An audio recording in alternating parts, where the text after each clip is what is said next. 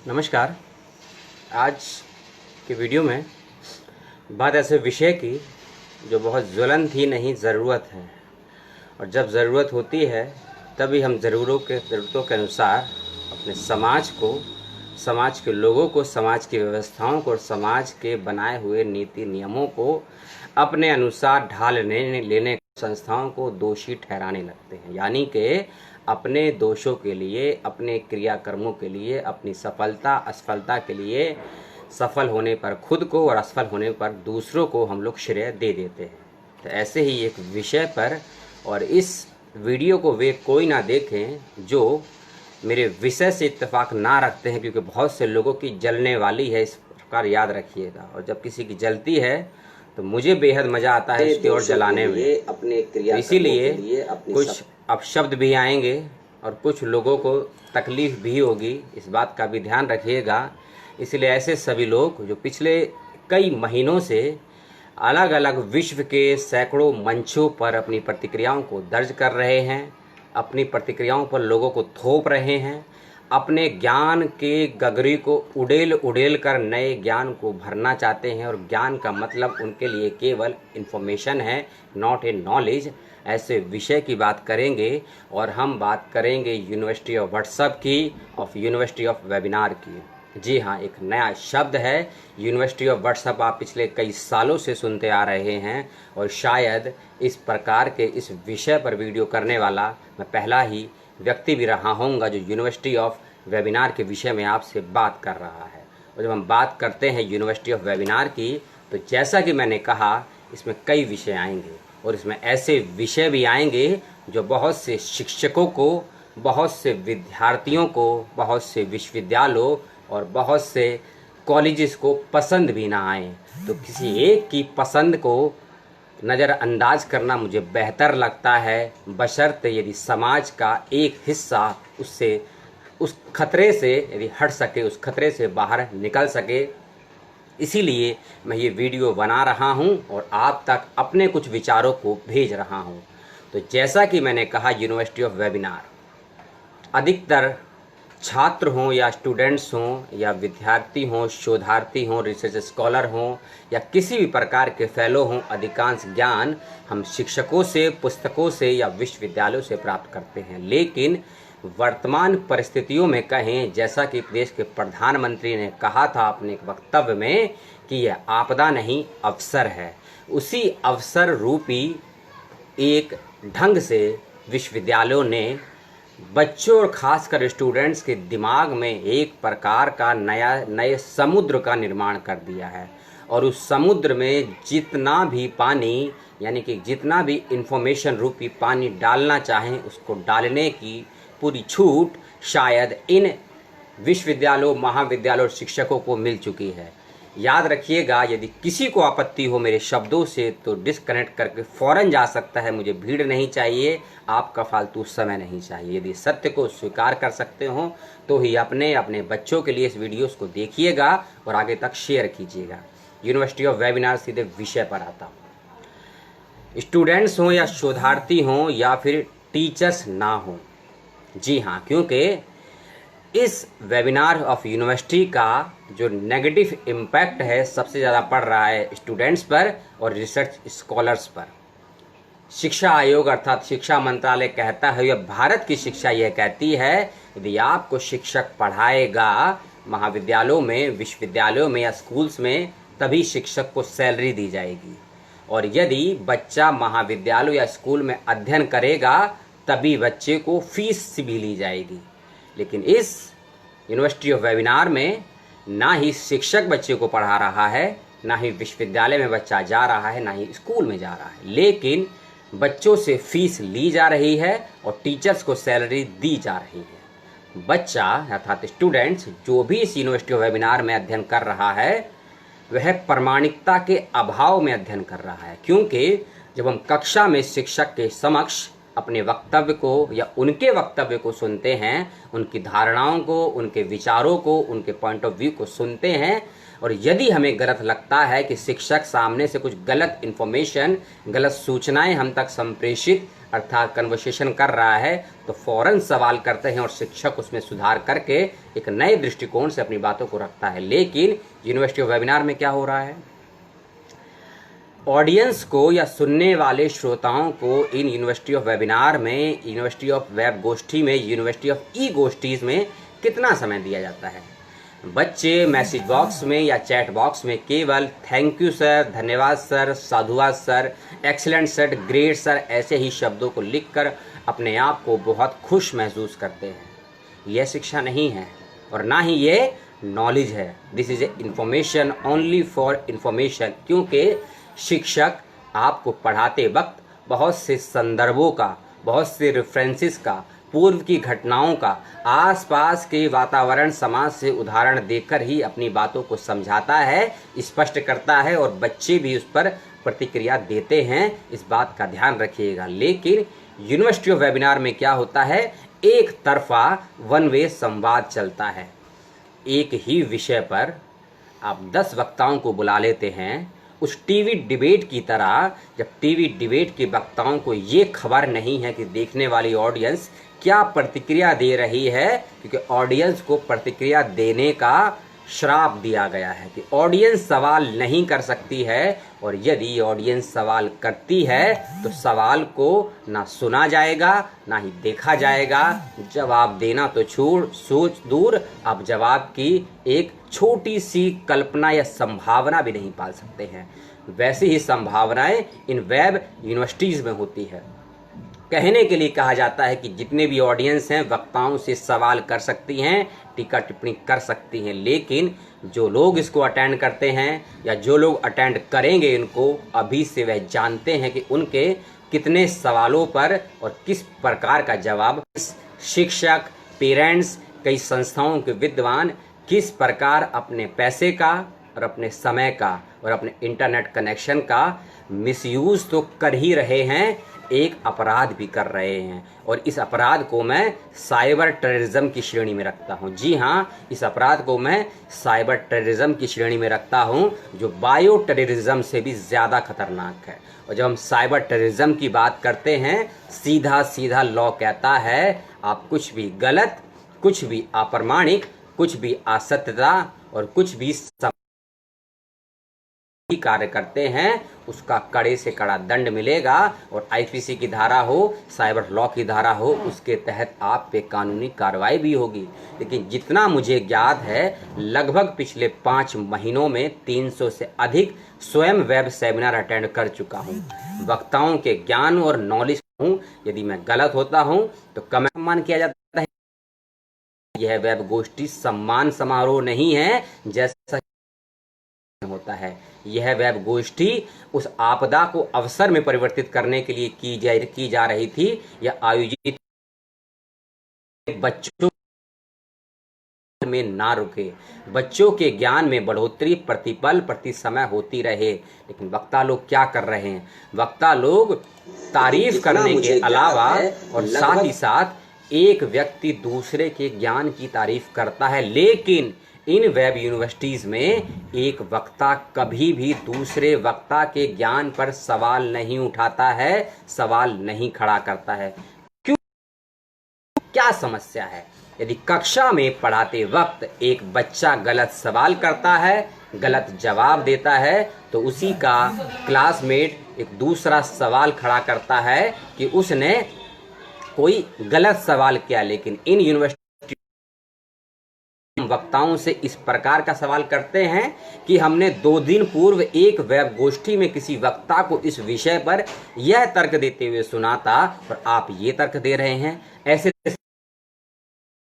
ना ही देखे हैं, ना ही किसी ऑडियंस ने मुझे मेल है कि हमने एक वक्ता को धारा पर ऐसा तर्क देते हुए सुना और किसी साहित्य की विचारधारा के ऊपर दूसरे वक्ता को डिफरेंट तर्क देते हुए सुना। अगर ऐसा सवाल करेंगे तो जो ऑडियंस के अंतर्गत अटेंड करने वाले लोग हैं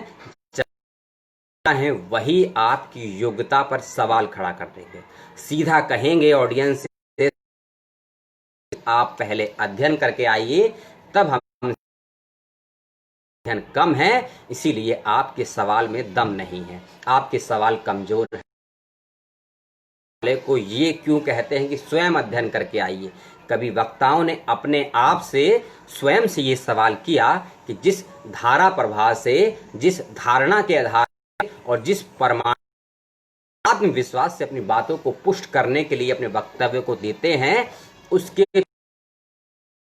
हैं कोई तथ्य क्यों नहीं देते हैं, और उनसे पूर्व अगर किसी वक्ता ने इस बात को कहा है उसको उद्धृत क्यों नहीं करते हैं।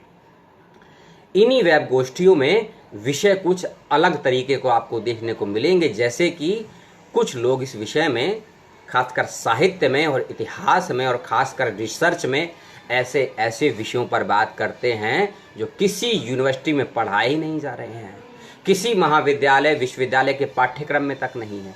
जो विषय, जो वक्तव्य वक्ता लोग देते हैं, अगर वह विषय सिलेबस में नहीं है, कॉम्पिटिटिव एग्जाम में नहीं है, किसी प्रवेश परीक्षा में नहीं है, तो ऐसे विषयों पर वक्ता क्यों आमंत्रित किए जाते हैं और ऑडियंस क्यों सुनती है वेब गोष्ठीज में।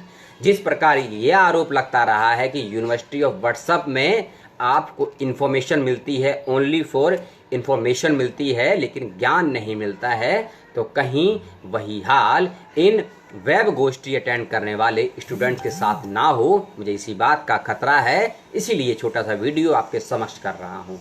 कोई सवाल जिज्ञासा हो तो ज़रूर कीजिएगा। मेरे भी वक्तव्य को लेकर मैं आखिरी सत्य नहीं हूँ, परमपिता परमेश्वर या देश की सत्ता या राज सत्ता नहीं हूँ, लोकतंत्र में रहने वाला एक लोग हूँ, पीपल हूँ, फॉर दी पीपल हूँ और दी पीपल हूँ।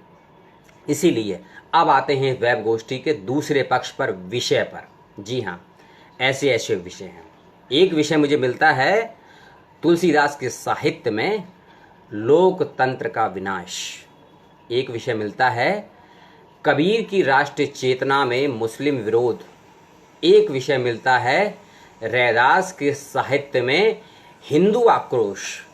इन तीनों विषयों की जो मैंने साहित्य का अध्ययन किया है, ऐसी कोई विचारधारा, ऐसी कोई प्रामाणिकता को लेकर तथ्य मैंने नहीं पढ़ा है।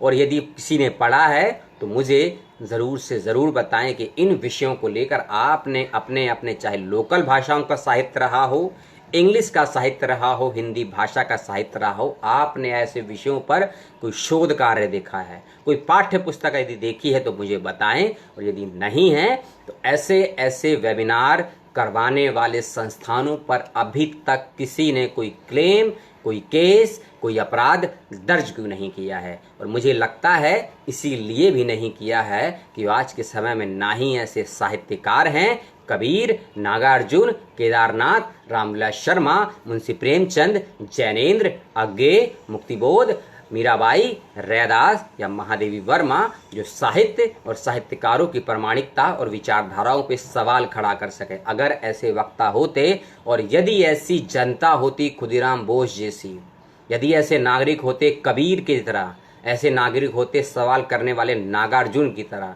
और यदि ऐसे पत्रकार होते गणेश शंकर विद्यार्थी की तरह, तो सुनने और देखने वाले ऑडियंस वक्ताओं से, संस्थाओं से विषय पर सवाल भी उठाते। और लोग सवाल इसीलिए भी नहीं उठाते हैं, जैसा मुझे लगता है कि उनको डर होता है कि जिस वक्ता को वो सुन रहे हैं वह वक्ता किसी न किसी विश्वविद्यालय महाविद्यालय का प्राचार्य होता है, किसी का शिक्षक होता है, किसी का शोध निर्देशक होता है।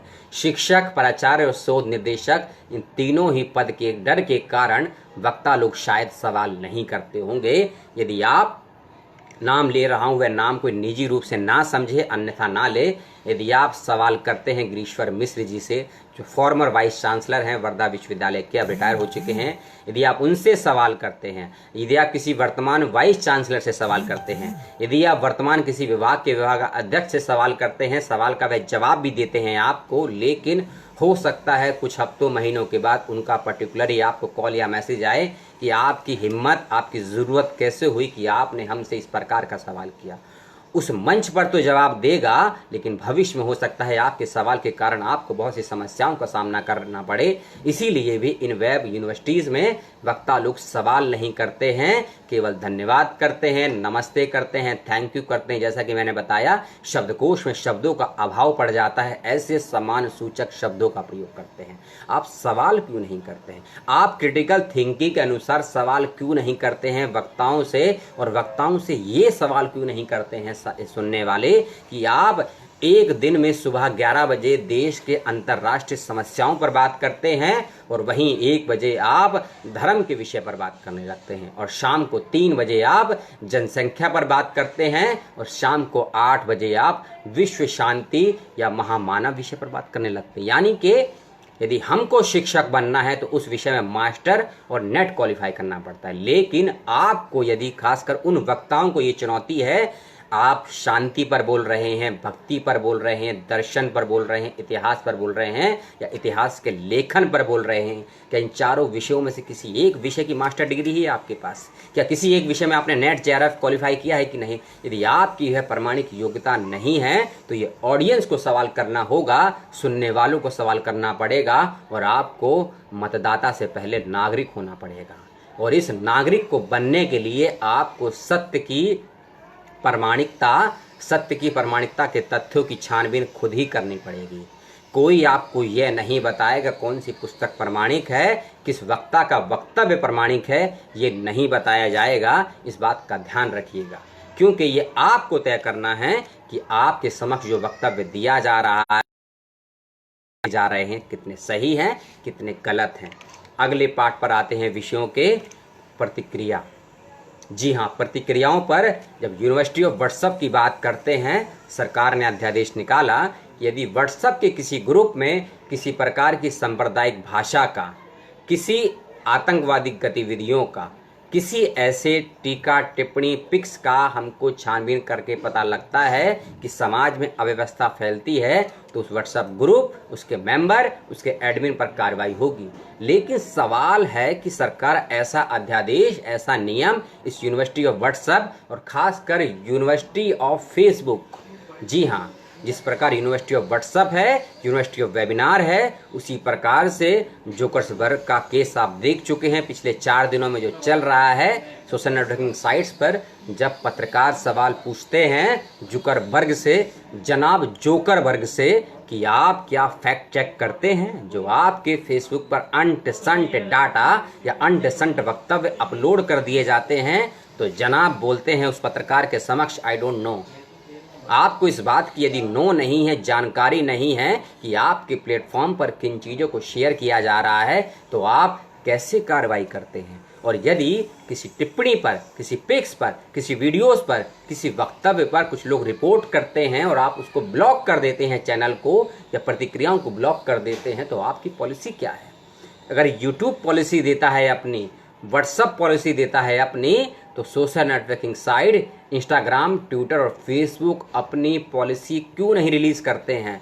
और अगर रिलीज़ की है तो पब्लिक क्यों नहीं करते हैं? और यदि पब्लिक की है तो पब्लिक के पास पहुंचती क्यों नहीं है? इसीलिए नीति नियमों को ध्यान में रखकर जो हम कचरा देखते हैं, कचरा सुनते हैं, कचरे का प्रचार करते हैं और अंट संट नॉलेज और अंट संट वक्ताओं को सुनते हैं, अपना समय, अपना इंटरनेट कनेक्शन, अपना डेटा और अपने समय के साथ साथ अपने पढ़ाई का लॉस करते हैं। क्योंकि देश के माननीय प्रधानमंत्री तो ये कहते हैं, ये लॉकडाउन, ये पैंडेमिक आपदा नहीं अवसर है। अपने उस खाली समय को चाहे आप रिसर्च में लगाएं, चाहे आप किसी फालतू काम में लगाएं, ये आपको तय करना है। लेकिन यूनिवर्सिटी ऑफ व्हाट्सएप ये हमको तय करवा रही है कि आपको वेबिनार अटेंड करने हैं, पुस्तकें नहीं पढ़नी है। आपको केवल वक्ताओं को सुनना है, वक्ताओं से सवाल नहीं कर सकते हैं। आप यदि सवाल करेंगे तो आपको या लाइव चैट से डिस्कनेक्ट कर दिया जाएगा या आपको अगली बार उस सेमिनार, उस संस्था के लिए ब्लॉक कर दिया जाएगा, बेशक आपने रजिस्ट्रेशन किया हो या ना किया हो। एक सवाल और है यूनिवर्सिटी ऑफ वेबिनार को लेकर। इसी सवाल का जवाब मुझे तो आज तक नहीं मिल पाया है। इसी कारण से मैंने वेब गोष्ठियों को अटेंड करना छोड़ दिया है। सवाल ये है, और सवाल सीरियस है, देश का प्राइम मिनिस्टर हो, प्रेसिडेंट साहब तो आज तक नहीं आए हैं, गृह मंत्री हो, वित्त मंत्री हो या विदेश मंत्री हो या शिक्षा मंत्री हो, इन सभी लोगों ने लगभग सैकड़ों ऐसे वेब यूनिवर्सिटीज़ में अपने वक्तव्य दिए हैं जिनकी प्रामाणिकता को लेकर लगातार सवाल उठा है। और जब हम खासकर जो टीचर हैं या स्कॉलर हैं, उन्होंने सवाल उठाया कि आप जो ये प्रमाण पत्र रूपी सागर को बिखेर रहे हैं, बांट रहे हैं, यानी कि जो प्रमाण पत्र देते हैं वैधता का, क्या इस प्रमाण पत्र की वैल्यू है यूजीसी की लिस्ट में? क्या इन प्रमाण पत्र के आधार पर एपीआई का स्कोर होगा? क्या इन प्रमाण पत्रों के आधार पर बच्चों का प्रमोशन हो सकता है या नहीं? और क्या इन प्रमाण पत्रों का एकेडमिक जगत में कोई मूल्य, कोई वैल्यू, कोई योगदान होगा या नहीं? अभी तक यूजीसी हो, एनटीए हो, एमएचआरडी हटाकर अब शिक्षा डिपार्टमेंट कर दिया है, वह हो, या देश के वर्तमान माननीय सो कॉल्ड शिक्षा मंत्री रहे हों, किसी ने जवाब नहीं दिया है कि इन प्रमाण पत्रों की वैधता होगी या नहीं होगी। और यदि कल्पना कीजिए इन प्रमाण पत्रों की वैधता भी नहीं है, कल्पना करिए मान लीजिए नहीं है, तो ये क्यों कहा जाता है हर वेब गोष्ठी में, हर वेब सेमिनार में कि आप अटेंड करिए, सभी प्रतिभागियों को प्रमाण पत्र दिया जाएगा? जब उसकी वैल्यू नहीं है, उसकी कोई प्रामाणिकता नहीं है, कहीं भविष्य में उपयोग नहीं कर सकते हैं, तो सीधा कहें यूनिवर्सिटी ऑफ वेबिनार में करवाने वाले ये ई सेमिनार कि आप नॉलेज के लिए आइए, मत आप इन्फॉर्मेशन के लिए आइए। ना ही आपको हम नॉलेज देंगे और जो हम प्रमाण पत्र देंगे वो केवल एक कागज का टुकड़ा है, जैसे नोट बदली से पहले वो कागज के नोट केवल टुकड़े बनकर रह गए। यह केवल आपका दिल खुश रखने के लिए है, जैसे गालिब ने कहा है, एक ख्याल ही अच्छा है दिल को खुश रखने के लिए, जिंदगी में तो बहुत कुछ है गमे बहार को निपटाने के लिए।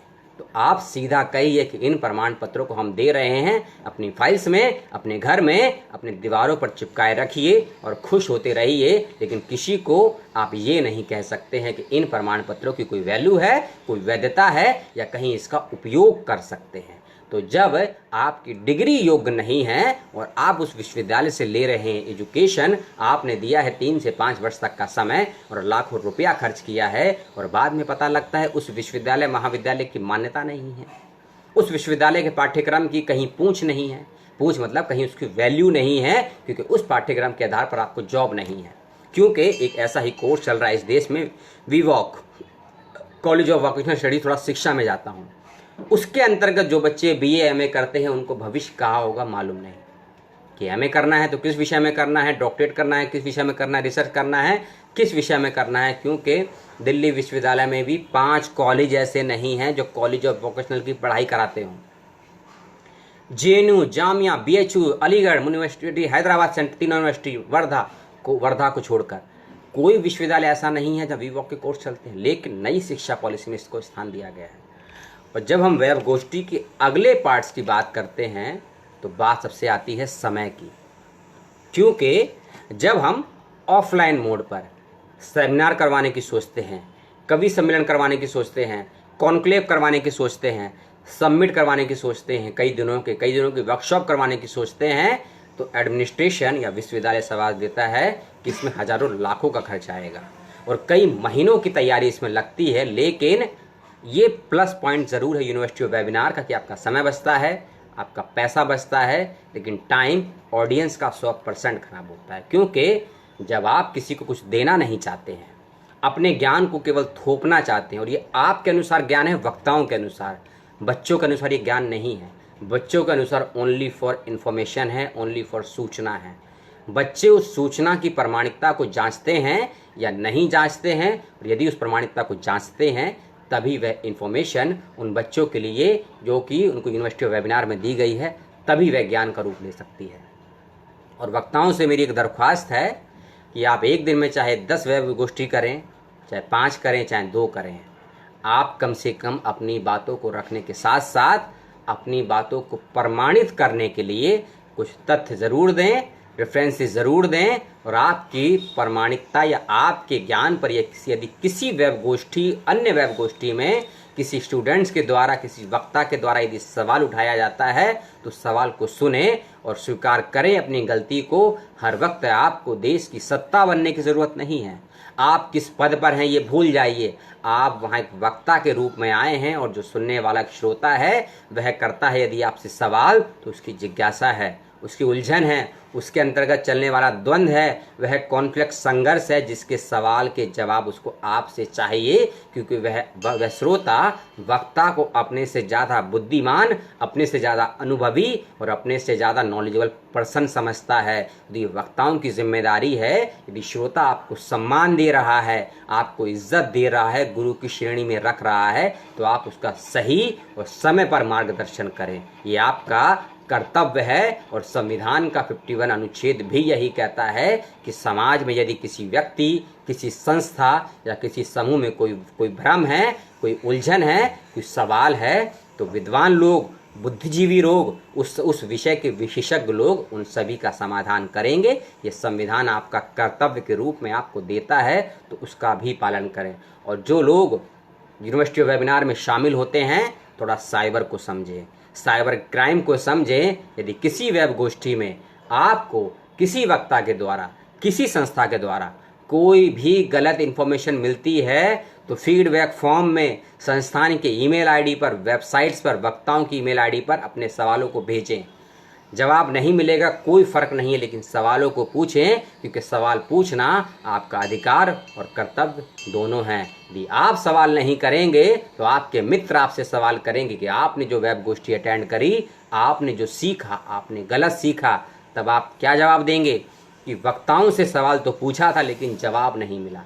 तो क्या आपने कोशिश की वक्ताओं से जवाब लेने के लिए? यदि आप कक्षा में शिक्षक को एक दिन में 1 से अधिक सवाल करते हैं और इसीलिए करते हैं कि आपको जवाब चाहिए, संतुष्टिपूर्ण जवाब चाहिए जिससे आप सहमत हो सके। यदि आप शिक्षक से 10 सवाल कर सकते हैं तो यूनिवर्सिटी ऑफ वेबिनार में, यूनिवर्सिटी ऑफ सेमिनार में, यूनिवर्सिटी ऑफ वेब गोष्ठीज़ में आप वक्ताओं से एक सवाल को 10 बार क्यों नहीं पूछते हैं, 10 बार क्यों नहीं सवाल करते हैं? इस बात का डर क्यों पाले हुए हैं सभी श्रोता लोग, सभी सुनने वाले लोग कि वक्ता हमारे शिक्षक हैं, वक्ता हमारे हेड ऑफ द डिपार्टमेंट हैं, वक्ता हमारे शोध निर्देशक हैं, या वक्ता हमारे विश्वविद्यालय के वाइस चांसलर हैं, या वक्ता हमारे भारत की यूनिवर्सिटीज़ के डीन हैं अर्थात शिक्षा मंत्री हैं। आपका सवाल सही है तो वक्ता जवाब देगा, आपके सवाल लॉजिकपूर्ण हैं तो भी जवाब देगा।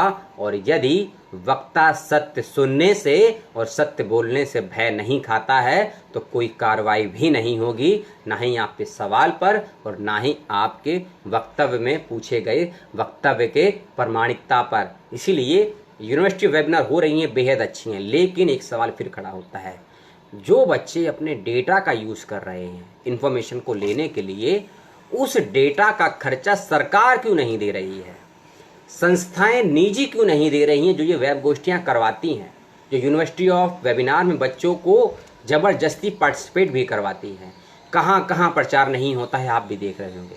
आप कोई भी व्हाट्सएप ग्रुप ज्वाइन करिए, कोई भी फेसबुक पर ग्रुप ज्वाइन करिए, आपके फेसबुक पेज पर, आपके फेसबुक के मैसेंजर में, आपके व्हाट्सएप के ग्रुपों में अनचाहे सैकड़ों मैसेजेस आपको पेंडिंग मिलेंगे, क्योंकि मेरे पास वर्तमान में 8000 से प्लस मैसेजेस हैं जिसको मैं ओपन नहीं कर पा रहा हूं और ना ही डिलीट कर पा रहा हूं। ना जाने जिसकी हमें ज़रूरत नहीं है ऐसे संदेश क्यों भेजे जाते हैं।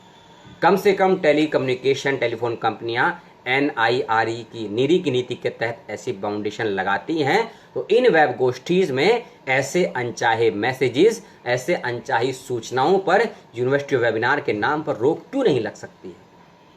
कल्पना करिए आप स्टूडेंट हैं मैथमेटिक्स के, यदि आप मैथमेटिक्स के स्टूडेंट्स हैं और आपके पास ग्रुप में एक मैसेज आता है कि आपको भारतीय दर्शन पर एक सेमिनार अटेंड करना है, आपको भारत की सांप्रदायिकता की चिंतन परंपरा पर सेमिनार अटेंड करना है, आपको कबीर या रैदास के राष्ट्रवादी चिंतन पर सेमिनार अटेंड करना है। बच्चे आप हैं मैथमेटिक्स के, आप साइंस की फील्ड के हैं, आप इन विषयों से क्या आपका संबंध है?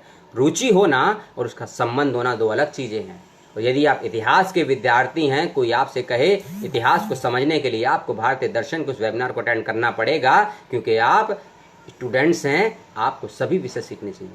अरे जनाब उस बच्चे की रुचि नहीं है तो आप उसके अंतर्गत जबरदस्ती रुचि क्यों घुसेड़ रहे हैं, क्यों उसमें रुचि को उत्पन्न कर रहे हैं, उसको उद्ग्रेत कर रहे हैं, उसके अंदर उस रस की उत्पत्ति करते हैं जिसमें उसकी रुचि नहीं है। यानी कि आप बच्चे की रुचि किसमें ये पैदा करना चाहते हैं। जैसे कि ये तो वही हो गया कि हम जो चाहते हैं आप वही भाषा बोलोगे, उसी रंग का कपड़ा पहनोगे और उसी धर्म के नारे का उच्चारण करोगे। मेरा ये संदेश किसी विशेष धर्म और किसी विशेष संप्रदाय के लिए नहीं है, लेकिन समझने वाले समझ गए होंगे मैं किस विशेष विचारधारा, किस राजनीतिक पार्टी और किस धर्म की बात कर रहा हूँ।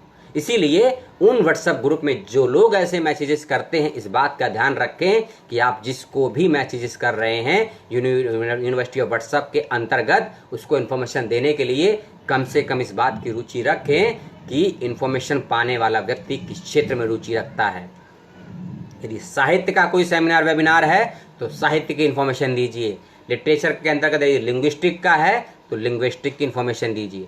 और यदि वह व्यक्ति उस विषय का नहीं है, कल्पना कीजिए यदि आप विद्यार्थी हैं राजनीति विज्ञान के और कल अर्थात 22 अगस्त की डेट में आपको कोई पॉलिटिकल साइंस पे करना है वेबिनार अटेंड, लेकिन आपके पास ऑलरेडी 22 अगस्त सुबह 11 बजे 10 ऐसे मैसेजेस आए हैं जिसमें आपको साहित्य का वेबिनार अटेंड करना है, आपको कला का वेबिनार अटेंड करना है, आपको दर्शन का वेबिनार अटेंड करना है, तो आप कंफ्यूज हो जाएंगे और आप उसी द्वंद्व में रह जाएंगे कि आप अपने विषय का वेबिनार अटेंड करें या उन विषयों का वेबिनार अटेंड करें जिनकी इन्फॉर्मेशन है आपके पास। तो कहीं ना कहीं यदि आपके पास विकल्प ज़्यादा होते हैं तो विकल्प में से चयन करना हर किसी को नहीं आता है, और विकल्प को चयन करने के क्या क्या पैमाने होते हैं ये किसी भी विश्वविद्यालय में रिसर्च और शोध के अंदर नहीं सिखाया जाता है।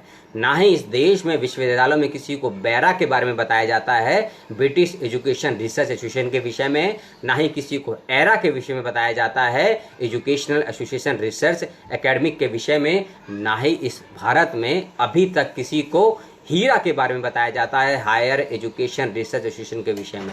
यदि आपको इनके विषय में पता नहीं है, आपको अपने तर्क को कैसे करना है मजबूत, कैसे वक्ताओं की प्रामाणिकता पर सवाल उठाना है, कैसे वक्ताओं का चयन करना है और कैसे आप वक्ताओं की योग्यताओं पर सवाल उठाएंगे, यह बात सही है, यह नहीं सिखाया जाएगा तो आप कितने भी कर लीजिए यूनिवर्सिटी वेबिनार में अटेंड, आपको ओनली फॉर इन्फॉर्मेशन मिलेगी, क्योंकि आपको सवालों के जवाब नहीं मिलते हैं।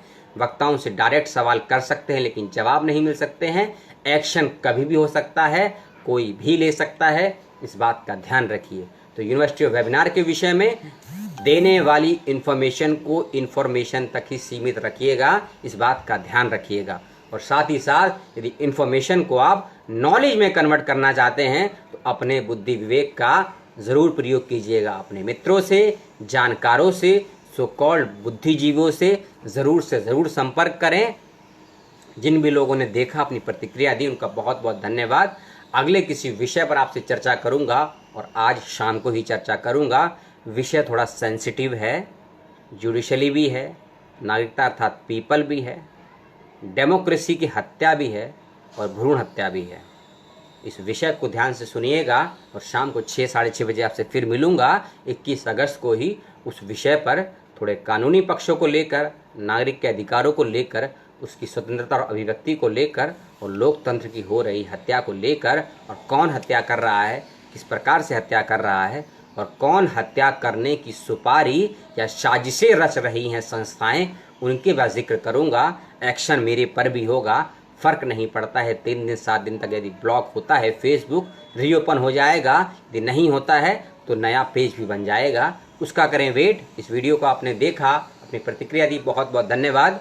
तो मिलते हैं किसी अगले विषय पर चर्चा के दौरान। अब अपनों का ख्याल रखिए। सभी सुनने वालों का, सभी देखने वालों का और कभी बुद्धिजीवियों का बहुत बहुत धन्यवाद। आपने अपना समय दिया, आपके समय का यूज़ हुआ या मिसयूज़ हुआ वह मुझे आप बताएं और जल्द से जल्द बताएं कि और किस विषय पर आप चर्चा चाहते हैं वह भी बताएं। इस वीडियो को यदि शेयर करना चाहते हैं तो शेयर करिएगा, कोई कॉपीराइट क्लेम नहीं आएगा। इस वीडियो को कहीं यूज़ करना चाहते हो तो यूज़ करिएगा, कोई कॉपीराइट स्ट्राइक नहीं आएगी यूट्यूब के माध्यम से और कोई ब्लॉग का मैसेज नहीं आएगा। आपने सुना, देखा, पसंद किया, बहुत बहुत धन्यवाद। किसी अन्य विषय पर आपका साथी, आपका भाई जो समझना है समझ लीजिए, सिवाय बॉयफ्रेंड छोड़कर। इसलिए जो समझना है वह समझिए। पंकज वेला दशकंठी देशद्रोही आपसे लेता है विदा। चारों नाम की अलग हिस्ट्री है, आपको रिलीज़ करूँगा 29 तारीख को। तो अगले वीडियो में अपना और अपनों का ख्याल रखिए और वेट करिए। सलाम, जय हिंद, जय भारत, जय कॉन्स्टिट्यूशन।